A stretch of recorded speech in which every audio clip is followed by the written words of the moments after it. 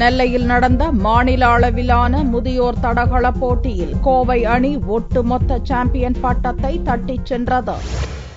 முதியோர் தடகள கழகம் சார்பில் 32வது மாநில அளவிலான தடகள போட்டி நெல்லை மாவட்டத்தில் நடந்தது. போட்டியை மாவட்ட கலெக்டர் கருணாகரன் துவக்கி வைத்தார்.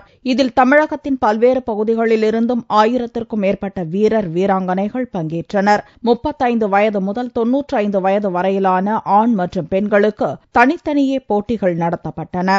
ஓட்டம், நீளம் தாண்டுதல், உயரம் தாண்டுதல், ஈட்டி எறிதல் என சுமார் 300 போட்டிகள் நடத்தப்பட்டன.